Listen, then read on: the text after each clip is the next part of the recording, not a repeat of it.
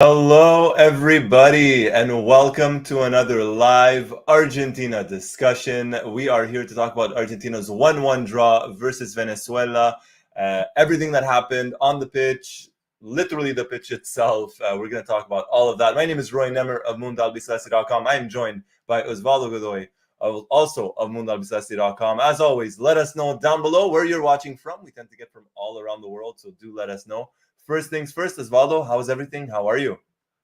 I'm doing well, Roy. Some mixed feelings I have right now because we're gonna talk about the state of the pitch, the same way the players, Messi, De Paul, and Scaloni, talked a little bit about. This shouldn't happen in a match like this between two national teams.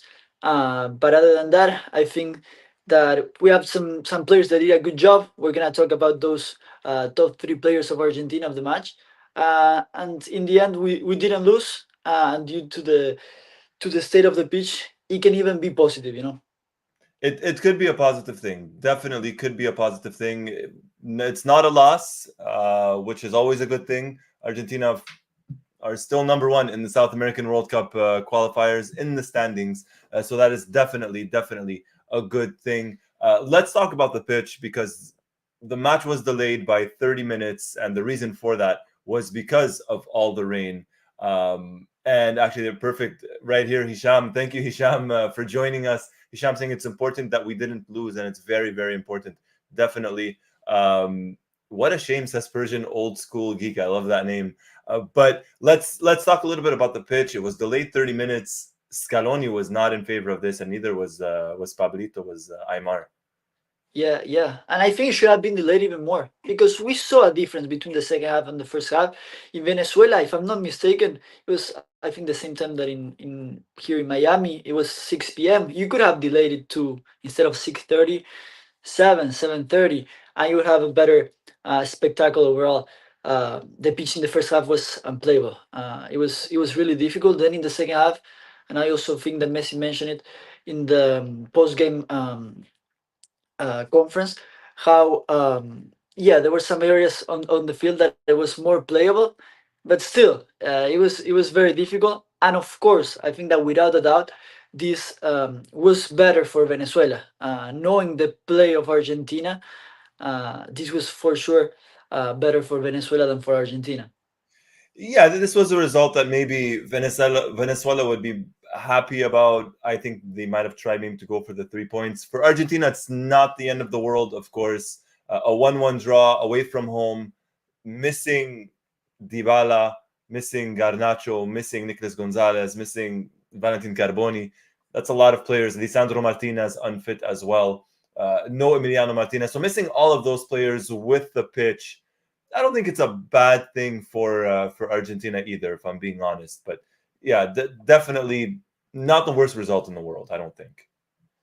No, and the truth is that now we play Bolivia at home. Bolivia, they won 1-0 with 10 players most of the game. Yeah, they play in the altitude of La Paz, and that's always difficult for the opponent. But they beat Colombia, who, I mean, we lost against Colombia just a month ago, and I think it's gonna be a good opponent to play in Argentina. We're still leading the standings. We saw that Colombia lost points today. They were not able to even get a tie. So I think Argentina is still up there, and that's the important thing overall. That's it. And very quickly, you mentioned Bolivia. The match wasn't even in La Paz. It was at El Alto, which is, if I'm not Okay. mistaken, even higher than La Paz. Wow. As crazy as that is, yeah. But Colombia not winning, Bolivia winning, Argentina versus Bolivia on Tuesday, and that's going to be a very interesting one. Argentina have not won now in 2 games in 2 matches, and Bolivia on a 3-match winning streak. So it's going to be a fun one. Yeah, Let and I also want. Yeah, I no, go also ahead. wanna mention about today's game, and I also wanna see. I hear your opinion, Roy, and the opinion of everyone in the chat. I think that yes, we need to talk about the pitch, and we already did a little bit about that. I personally didn't like, especially in the second half, how Argentina adapted to the pitch, because we scored the first goal, and then after that, and especially in the second half, Venezuela were the ones having the chances. We're gonna talk about Rulli. I think Rulli had an incredible game, Yes. and I also didn't like much the substitution of Scaloni. We ended up playing with 6 defenders in the end. We played with Molina, who was more of a right midfielder, but Molina, Montiel, Petzela, Otamendi, um, Valerdi, and Tagliafico. Six Yeah. defenders. Yeah, that was an odd one. We'll talk about the substitutions for sure. We have to. We absolutely have to. Let's get to the chat first thing as well. Persian old school geek saying they should have abandoned the game. We lost the 2 points. Hello from the Solomon. Hello. Very poor conditions. Our boys should have taken a more direct approach using Lautaro. Yeah, I thought Lautaro was brought in a little bit too late, in my opinion.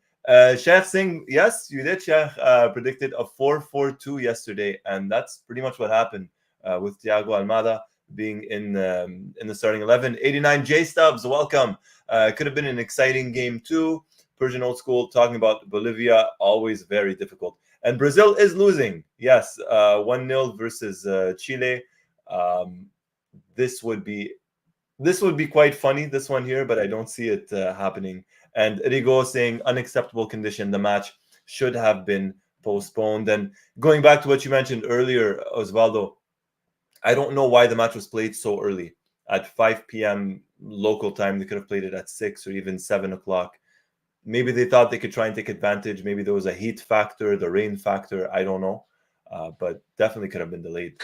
Yeah, I personally think that it was a way for Venezuela to take some advantage, because yeah, it was unplayable most of the game and in certain areas. It was kind of funny also to watch in the first half, and you could see Scaloni's anger to the referee, to everyone there, because it was very very difficult.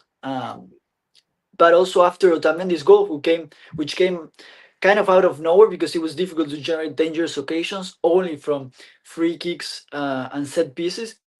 I thought that Argentina could have tried to keep the result a little bit more. I agree with one of the comments in the chat. I think we didn't choose the right approach to it. It's also true that when you practice and when you have players that play in a certain way, which is really good and short passes and that kind of football, then it's very difficult when you have to change like this to a direct game with players that, because on top we had Messi, Almada, and Julian Alvarez, Alvarez. not players that you can just throw balls like kick balls Yeah. to them and they'll be able to resolve over there.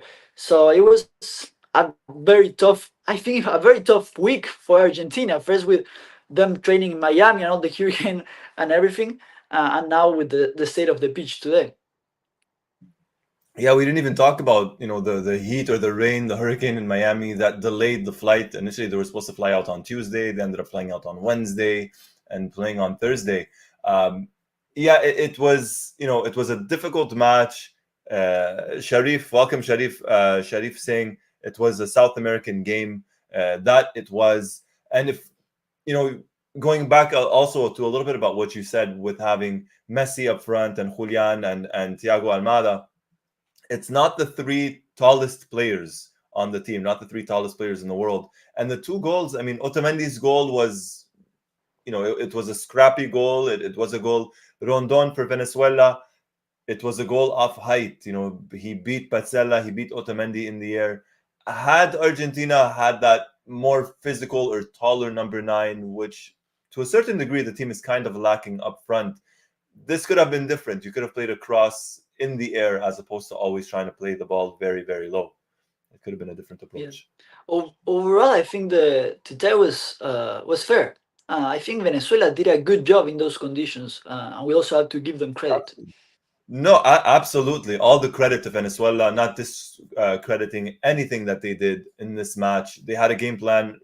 Both teams played on the same pitch, so there's absolutely no excuses being made. A deserved draw, I think, overall for both teams. I don't think you could really say Argentina deserved to win or that Venezuela deserved to win. And let's take a look at the chat. Sharif saying that's it. Water on the pitch. We needed to play more in the air. Sheikh, we missed Romero. We'll talk about Romero's absence and Otamendi and Petzela, because I thought overall they were probably one of our better players, but we'll get to that in a little bit. Sorry, go ahead, Osvaldo. No, yeah, and I'm guessing something that we didn't know until the game started, that Liche Martinez was not gonna play. I'm guessing, I don't know if you have any information, Roy. I'm guessing he's injured. He's not. Yeah, apparently he's not 100% Okay. 100% fit, which is the reason why he didn't start. And I'm guessing Scaloni didn't want to risk him. We'll see if he's fit versus Bolivia. Personally speaking, if he's not fit, I wouldn't risk him. Maybe go with Balerdi, or I mean, Cuti Romero is going to be back, so you go with Romero and Otamendi if Lisandro is not 100% fit. And excuse me, by the way, if you guys see me drinking, I'm drinking tea. A little bit of a sore throat coming along, so I do apologize about that. Bear with me. Let's Persian Old School saying it was great for me. It was 11 p.m. here in Germany, all the way in Germany. Usually I have to stay awake until 3 a.m. Thank you for that, and thank you for staying awake right now, all the way from Germany. Let us know down below, everybody, where you're watching us from. As I mentioned, we tend to get from all around the world. Hugo Thomas, thank you very much, my friend, for the kind words. Sharif, yeah, we do. We remain on top, at least for now. Caspian, our draw seems to hurt Brazil standing. Venezuela getting a little bit closer to the top. Venezuela presently 6th place ahead of Brazil. I repeat, Venezuela in 6, Brazil in 7, and I have it on right now. Brazil is losing to Chile 1-0 in, I believe the match is in Santiago. Great goal from Eduardo Vargas. Great header, and we're in match day 9. This means that we're halfway in the qualifiers, and I don't think there's anything like this, in the way that we get to the halfway of the qualifiers, and we see Colombia below the standings of Venezuela. We've never seen something like this, and this might be to Brazil's advantage. And I'll get to the chat. I love it. I love seeing the comments. For the first time now, we're going to have 6 South American teams in the World Cup, and potentially a 7th for the playoffs. But if this was previous years, Brazil would be well out of a World Cup spot. If this was previous years. Yes, it is true in terms of the standings. But look, Brazil is in 7th position, and they have 10 points. And if you go to the 6th position, Venezuela 11 points, Bolivia 12 points, Ecuador in 4th position 12 points. They're all very close to each other. And even if Brazil turns this game and they end up winning, they get to the 4th place. So it's nice to see, and it's nice to see Argentina on top and see all these other national teams fighting for those spots. Yeah, no, it's definitely tight, and Argentina is guaranteed to remain in first spot, at least until the match versus Bolivia. We'll look at the standings in a little bit as well. We'll circle back. Going back to the comments here, Caspian saying Petzela was largely solid. I do agree. I really, really do agree on this. Sheikh Tagliafico makes a massive difference. Without him, the backline will struggle. He's quietly been one of our best players in the last couple of years. He's been so good and so reliable. Yes, unfortunately, Sharif, it appears to be that it's definitely that season. But knock on wood, hopefully it's just nothing too major. Sharif watching us from the Midwest. Thank you. BC, welcome. BC from NYC. Terrible performance and result. BC, not a fan. Not the best performance from Argentina. Samuel Camo, watching from Kenya. It's 3:18 a.m. Thank you for joining us so much, my friend. BC, Brazil should fire their coach at halftime. The pitch condition was definitely appalling, for sure. It wasn't good at all. BC 7 are making it. It's a must-win for Chile as well. Chile in 9th place. Yes, Caspian. 5 points, 1 win. That's going to be very, very tight. Rigo, watching from New Jersey. Jose, welcome, Jose. Bienvenido. And let's good game from Venezuela. We already said it, but yeah. I think they played well today. They played very well. No, credit to them. And Hisham, watching from Riyadh, Saudi Arabia, which is, if I'm not mistaken, what is it right now? 5 a.m. 4 or 5 a.m. right now in Saudi Arabia, in the kingdom. So welcome, Hisham, and thank you for that. All right, we've spoken about the pitch. We spoke about the goal. We've spoken even about a couple of players, but one player we haven't spoken about, who, in my opinion, was probably Argentina's best player, and I'll be the first person to raise my hand and say I was wrong about him. Geronimo Rulli, what a performance, Osvaldo. Great performance, very very solid. Something that we were talking before this match is how Rulli sometimes can be in some place the best goalkeeper, one of the best goalkeepers, and then he would make some little mistakes. But today he was too solid, and that's the we were talking also about this in the other live. How the goalkeeper, especially in a national team like Argentina, where they don't attack them that much, they have to be solid and show confidence to their teammates, especially the defenders, and transmit that security that for sure Geronimo Rulli transmitted today to his teammates. He did. He certainly did. He played very well. Venezuela had some efforts from outside of the penalty area, which he saved. The crosses, which he saved as well, got hands on. That big save. He had two of them, but the one that stands out to me the most was early on in the second half, the header. The header off, I believe it was a corner kick, where he dove down to his right, extended his right arm, and saved it. And the ball went wide.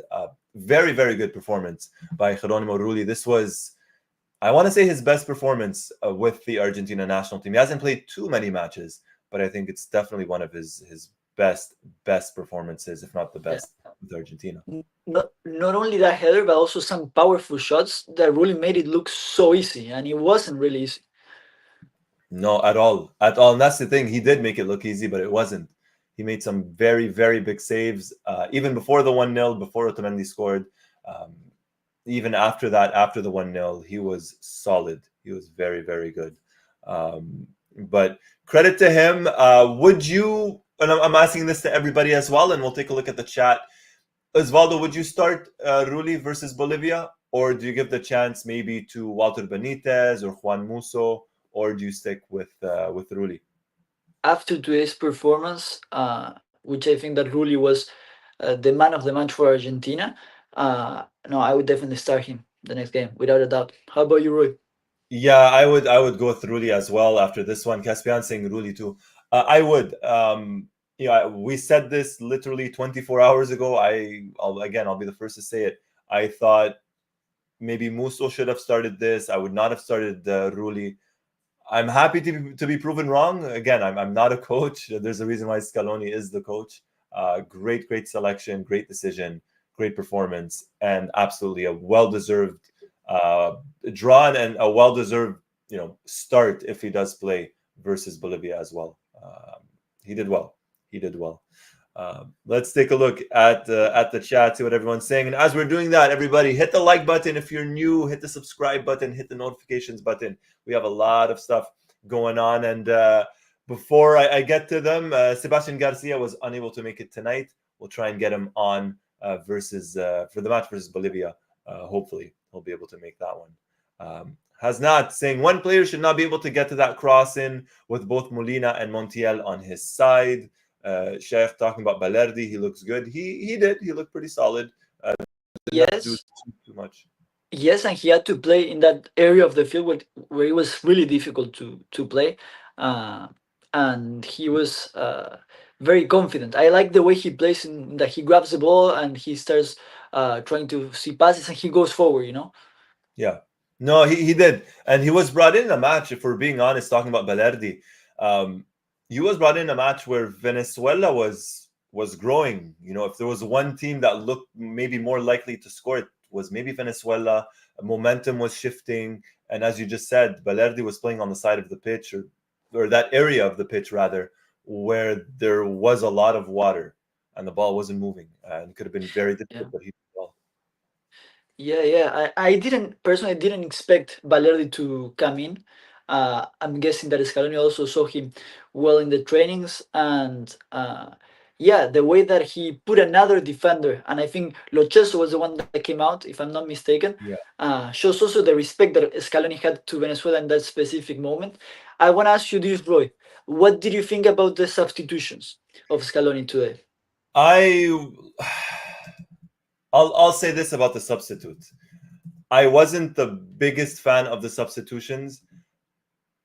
I know that there's a lot of injuries. Like he couldn't bring on a Dybala or a Nico Gonzalez or a Carboni or a Garnacho. I don't believe he would have brought on a Nico Pass, someone so young that has no experience with the national team, to bring him on in these conditions. I understand. Um, the pitch wasn't made maybe for Leandro Paredes to come in and maybe control the midfield a little bit, or specifically with the passes. But I wasn't a fan with going with the five defenders or even six defenders at one point. I wasn't a big fan of that. I understand it to a certain degree, but Argentina, I think in midfield up, specifically in attack, we didn't have the players for it. I don't know. I wasn't the biggest of fans. We'll see what the chat thinks. But what did you think, Osvaldo?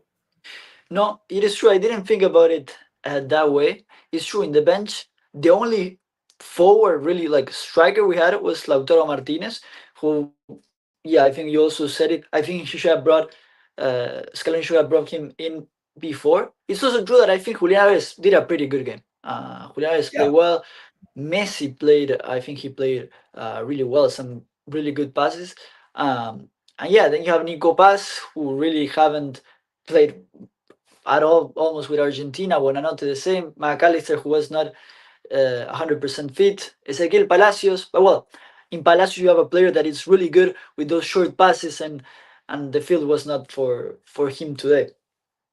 No, that's it. That's it. It was difficult. I'm not the biggest fan of the substitutions. If anything, maybe Lautaro should have come in a little bit earlier, maybe around the 70th minute. Not to say that, Julian played bad. I don't think he played bad. I think he played pretty well. But maybe bring Lautaro in a little bit earlier. Maybe Palacios, bring him in, change the dynamics a little bit in midfield. But overall, I think this was one of the games where maybe Scaloni didn't get it 100% right. Let's say. Let's take a look at the chat, see what everyone is talking about. Seeing a lot of comments, very lively. Always love seeing that.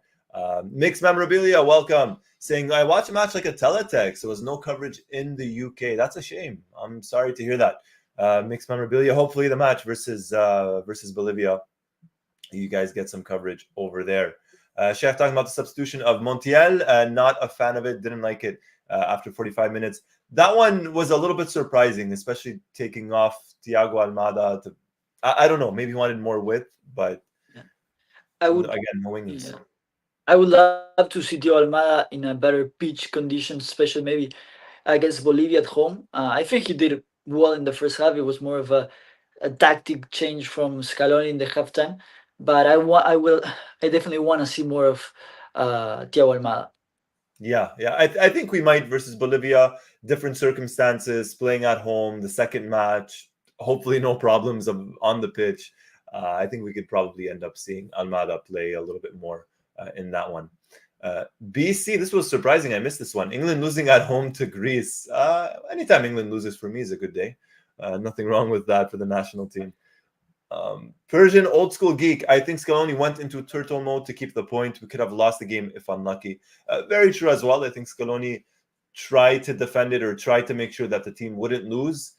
And let's not forget, Messi had an opportunity as well in the second half. A great pass by Rodrigo de Paul, and Messi ultimately didn't get maybe the full control of the ball, and his effort was saved. Ricardo, welcome. Ricardo saying Buonanotte is very good. Why is he not playing? Well, he was one of the later call-ups to get with the team. We might see him versus Bolivia on Tuesday. We'll have to take a look at that. Mixed Memorabilia. It's a very crucial time in the Argentina national team, and the transition by Scaloni appears to be solid defensively. My request and hope is the development of the attacking football of Argentina. I think we're slowly getting that as well. I don't know what you think, Osvaldo, but for example, I think if Nico Gonzalez or even Alejandro Garnacho, if one of them were available today, I think one of them starts versus Venezuela. Yeah, maybe even Nico Gonzalez would have been perfect for this kind of match where you have to fight and it's very physical. You have to run and run and run. It was an ideal game for Nico Gonzalez. Yeah, it would have been very good. Match made for him. BC saying Europe is weak. This is a golden opportunity for South America to repeat as world champions for the first time in over 60 years. I would like to see that, and especially, or as long as it's Argentina repeating. Why not? Has not. Welcome, has not saying not a terrible result away. Terrible pitch. Venezuela are playing very well. They did. And let's not forget the injuries too. Let's not forget the injuries. Sheikh Singh wants Lautaro to start. I have a feeling he starts versus Bolivia. We'll see. We'll do a little video before that, but I'd like to think Lautaro starts in that one. Yeah. In the previous double match day, if I'm not mistaken, Lautaro Martinez and Julian, they both started together. Yes, but I would like no to Messi. see that again. No Messi. Yeah, that's the thing. Messi was injured, and Lautaro and Julian played both matches. Yeah, versus Chile and Colombia. Yeah, and I think that Scaloni, first of all, he's not a really big fan of starting both strikers like Lautaro and Julian, and I think that if he does it, is when Messi is not there. I think it's only when he kind of has to start them. Yeah, if you want, Roy, I can read you a couple of the quotes from Messi talk right after the game. Scaloni just talking press conference. They were both expressing how uncomfortable they felt because of the field. Messi said that we couldn't give 2 passes in a row, showing his anger with the field, with the state of the pitch. And then Scaloni just said a couple of minutes ago how the pitch was not suitable for a spectacle between two teams like this. It could have been played tomorrow. What you can play, you just can't play. Those were the comments from Scaloni. And yeah, we saw him from the very beginning of the game how he was very angry with the referee and with the state of the pitch. Yeah, and I think that's fair. I think that's fair, and this has nothing to do with the result. I think we would have said the exact same thing even if Argentina would have gotten the 3 points. We would have said the same thing. Why not delay the match until Friday? That's my question. If the match can be played on Friday and you're able to fix the pitch, why not? It makes it better for everybody. But or even, I mean, there's a whole thing in the logistic that you have to make the national team stay one more day and then they have to play against Tuesday. But even in this case, again, the game wasn't at 9 p.m., 10 p.m. of Venezuela. It was 6 that then started at 6:30. Yeah. Make it start at 7:30, 8. In the second half, the pitch was way better than the first half. If you waited just an hour or so, it would have been better. Yeah, that's very true. That's very true. If you don't want to delay the match or postpone it to the next day on Friday, postpone it by at least 1 hour. Make the pitch better. Take that extra 30 minutes. They already took 30. Make it another 30. 1 hour in total. Make the pitch that much better. Look, at the end of the day, maybe it worked in their favor. I don't know. Maybe a draw is kind of what they wanted. But it is, that's what we ended up getting. And it's a 1-1 draw on the pitch. Was not the greatest, unfortunately. Yeah, and in the end, it's kind of the South American qualifiers are kind of like that. You can go and play against Bolivia and Ecuador in the altitude. Then you can play in a pitch like this. It's not ideal. I think this should go. CONMEBOL should take note of this. I think because when the match was being played, it wasn't raining, and a stadium like that should be able to not be so wet after it's, because if it was continuing raining, you could understand it. It's difficult, but it wasn't raining anymore. So I guess that stadium might not be ideal for a game like this. And I think that is something that CONMEBOL should take a look at it. But again, at the same time, it's the South American qualifiers, and I think that Argentina and Scaloni, they need to have a plan B to adapt to these kind of situations. That's very true. That's very true, and it, to a certain degree, in a very, very weird way, it's part of the charm in South America. And when it comes to the qualifiers, whether it's playing at altitude in Bolivia or having a pitch like this, or the heat in Barranquilla, or even in Quito in Ecuador, then you go to Brazil, let's say at the Maracanã. There's different elements. It's never easy. And again, in a weird way, it's the South American charm. It's the charm of South American football. But I do agree that Scaloni, maybe should have had another plan just in case, calling up different kinds of players. But at the end of the day, a 1-1 draw away from home with the injuries, with the pitch, is not the worst thing totally in the world. Looking at the chat, George, welcome. A little bit late to the party. Not in terms of the score. A 1-1 draw, George. Let's put it this way. The pitch wasn't great. It wasn't great for both teams. 2 scrappy goals, one from Otamendi, one from Rondon. Rondon's actually, I wouldn't say scrappy. It was a nicer goal, but a deserved draw for both teams. Mixed memorabilia, a solid point. Just to put things into perspective, Maradona played on worse pitches. He absolutely did. Yes, he did. BC, Venezuela kept it that way, knowing it would help their chances. Sheikh talking about how they should have a better draining system. Yes. BC, this is an interesting one. This has been a historically low-scoring South American qualifiers. It's normally over 2.5 goals per game, but it's under 2 right now. I did not know that. Caspian, I would love to see that. Absolutely love to see Mbappe or any actually European player or European team playing in La Paz or Barranquilla. It would be a sight to behold. Enjoy, George, and thank you for joining us as well while at work or after work, having missed the game. Thank you so much, my friend. All right, now let's get to the top 3 players. Top 3 players.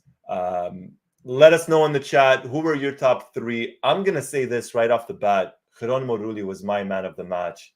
I don't know what you think, Osvaldo. He's my number 1 for this one. Yeah, it has to be either him or Otamendi. Otamendi especially because of the goal, but he also had a really solid game. And yeah, if you think about it, I'll tell you first my top 3: Geronimo Rulli, Germán Petzela, and Nicolas Otamendi. Those 3 are not the starters of Argentina, because the starters are Diego Martinez, Licha Martinez, and Cuti Romero. And they did a great job. And it's something difficult when you change those 3 names in defense, and you're also able to play the way they did in these conditions. I think those 3 players did a really good job. I'm seeing that someone is mentioning also Messi. A special mention for Messi. He played great.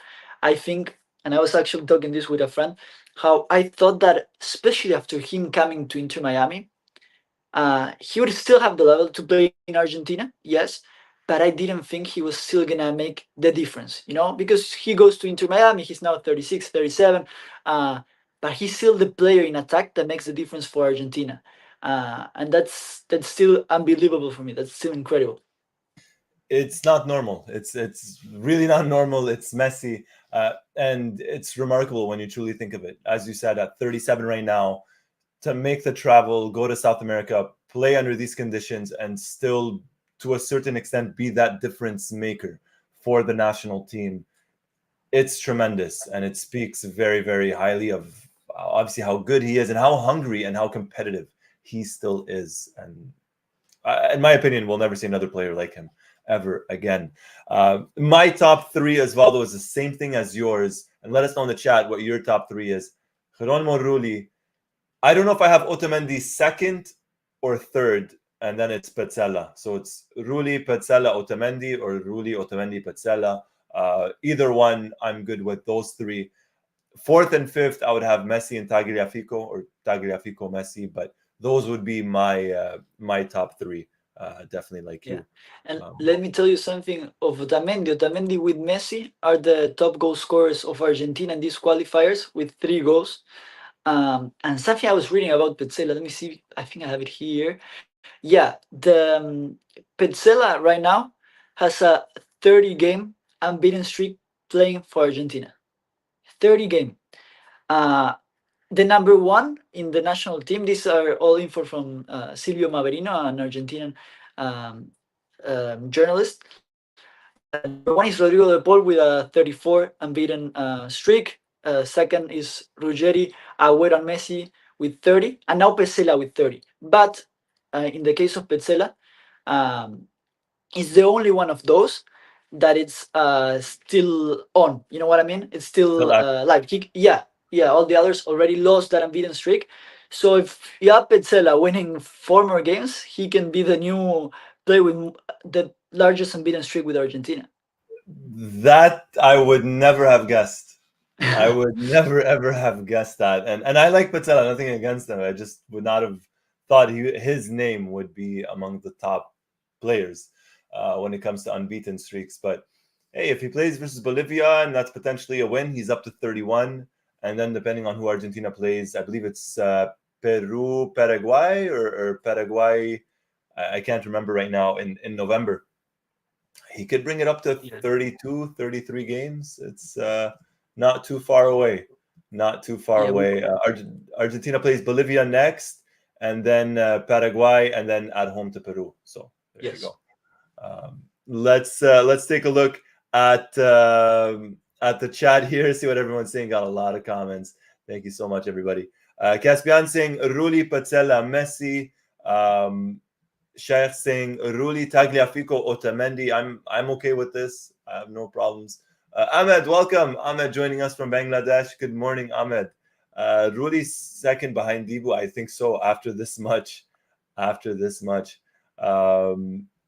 Almada, I mean, he was substituted out at halftime, but I don't think it was because he played bad. I just think it was maybe Scaloni's tactics. Overall, I thought he was pretty good, all things considered. Yeah, and again, I want to see him with a better pitch. I think that he can give so much to the national team. I was actually very happy when I saw him in the starting lineup. I want to see him again against Bolivia. Yeah, he's an exciting player to watch. He's playing well with Botafogo over in Brazil. So if he gets that chance versus Bolivia, it'll be a fun one. A little bit sidetracked. Osvaldo, maybe a little bit more for you. Fernando Gago to Boca. Yes, no? I like it. At this point with Boca, every time there's fresh air, it's like, yeah, good. But we'll see. Because on the other side in River, you have a coach like Marcelo Gallardo and a team that is in the semifinals of the Libertadores. We're not even qualified to next year Libertadores yet. We'll see. Gago is a player that in Boca, has done a good job overall, but because of the way he left the club and where we lost against River Plate in that Libertadores final, he's not so loved by all the Boca fans. But I think as a coach, I like how he managed Racing at some point. So we hope for the best for Gago and for Boca. There you go. All right. Going back now, we spoke about the match versus Venezuela. Argentina versus Bolivia up next. That one is on Tuesday. I don't see any delays. Hopefully there's no problems with the rain. We could maybe do a potential video, of course, previewing the match. Osvaldo, what are the changes maybe that you would make? Would you start Lautaro in place of Julian?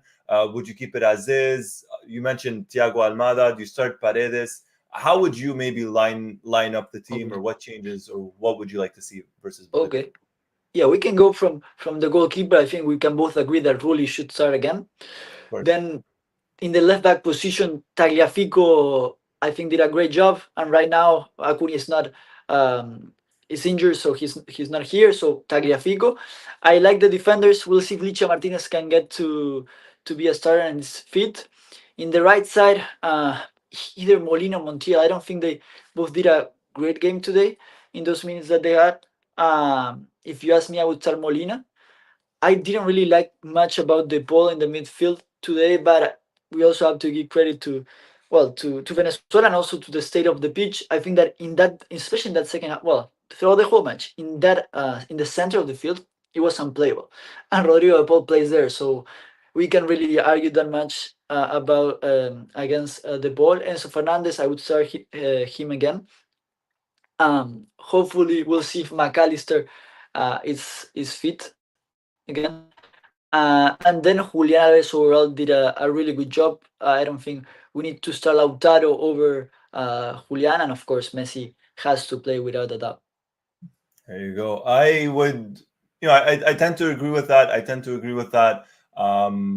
I have no problem though if Lautaro were to start. And actually, just looking now, Brazil just scored, so it's 1-1. Brazil versus Chile. But as for Argentina, I don't know if I would risk McAllister. If he's not 100%, I wouldn't want to risk it and make it even worse. Maybe rest him unless he's really 100% recovered and there's no problems, sure.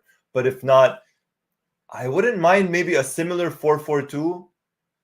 Keep it as is, not a lot of changes. Maybe bring in Paredes, or I don't mind seeing Thiago Almada playing either, getting another start. But considering Argentina don't really have any wingers, like no Nico Gonzalez, no Garnacho this time, maybe a 4-4-2 is not the worst thing in the world, because personally speaking, I'm not a fan of the 4-3-3 when it's Messi, Julian, and Lautaro. That's just me. I don't personally like it, but I wouldn't say no to a 4-4-2 versus them. Yeah. Yeah, and I would like to see Lochos in a better pitch condition. He's having a great season with Real Betis so far, so it's a player that I would like to see him also against Bolivia. Another one, yeah, Lo Celso too. Lo Celso. Again, like you mentioned, you can't really judge the midfielders in this match versus Venezuela because of the pitch at all. David, welcome, David. Thank you for joining us. Such a terrible pitch. Much love, my friend. Over to you in Western Sydney, Australia. Thank you so much, as always, for joining us. Now, let's take a look a little bit at the South American table very, very quickly before we wrap things up over here. Let's take a look. All right. So as it stands, this is the table minus, I guess, Brazil's goal just moments ago versus Chile. But in short, Argentina first, no matter what happens before the match versus Bolivia. Argentina enters that match on Tuesday. First place in the standings. Colombia shock defeat, I guess we could say, versus Bolivia today. Uruguay, Ecuador, Bolivia, Venezuela make up the top 6. Brazil, technically right now tied on points with Venezuela. Paraguay, Chile, and Peru make up 8, 9, and 10. Paraguay, if I'm not mistaken, getting the win today earlier. Now, they tied against Ecuador. Sure. Oh, yeah, they tied. Sure. I thought they got the win. I thought they got the win. There you go. These are the matches from earlier. And then Tuesday's games, Colombia, Chile is going to be very interesting. Uruguay, Ecuador is another one. Uruguay, Ecuador is probably the match of the week, of the match day. Next one, in my opinion. Uruguay at home with everything going on with Marcelo Bielsa and Ecuador. And then in November, very, very quickly, Argentina plays Paraguay in Asunción, and then at home versus Peru. Osvaldo, really quickly, for you, do you think Uruguay, Ecuador is the big match over on Tuesday, aside from, of course, Argentina? Yes, I like that matchup between Uruguay and Ecuador. I think that this week I want to see Uruguay and Marcelo Bielsa and the reactions of everything that is going on with that. So it's for sure an interesting match. I'm just taking a look because you said we play again in November. We play actually on my birthday, November 14th.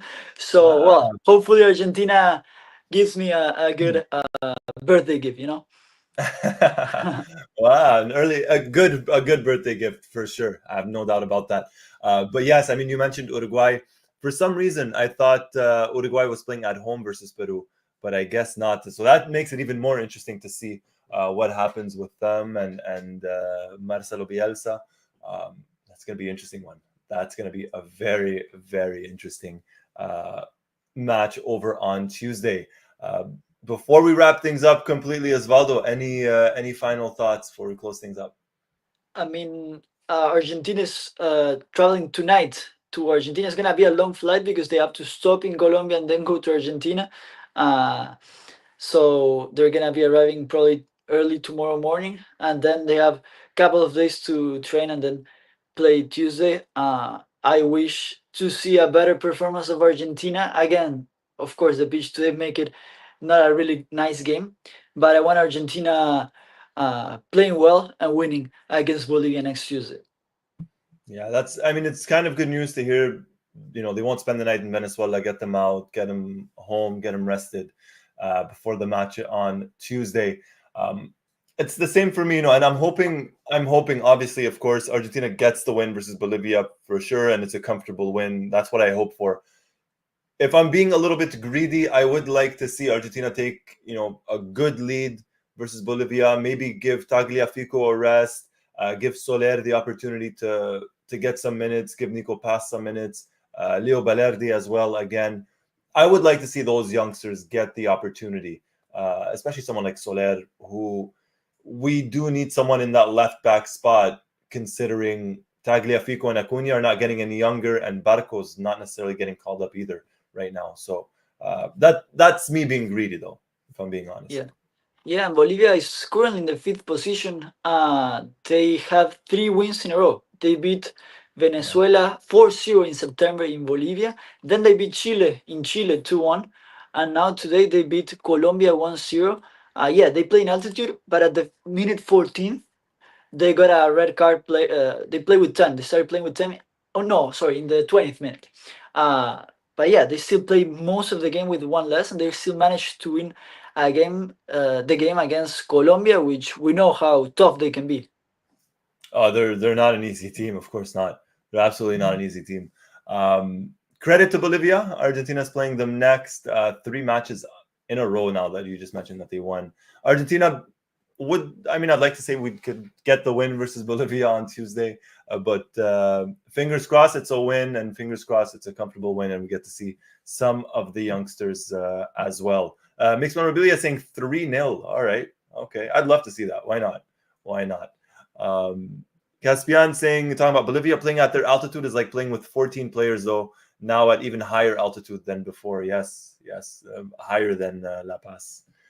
All right. On that note, I just want to say a big thank you to everybody. Thank you, everybody, for joining us. Hit the like button if you haven't already. Hit the subscribe button if you haven't already. Hit the notifications button if you haven't already, to be the first person notified as soon as a new video drops. A big thank you to everybody for joining us, for watching us, whether it's live or on repeat on YouTube, on X, on Facebook, wherever it might be. A big thank you, as always. Once more, my name is Roy Nemer of MundoAlbiceleste.com. I was joined by Osvaldo Godoy of MundoAlbiceleste.com. Until next time, everybody, take care. Goodbye.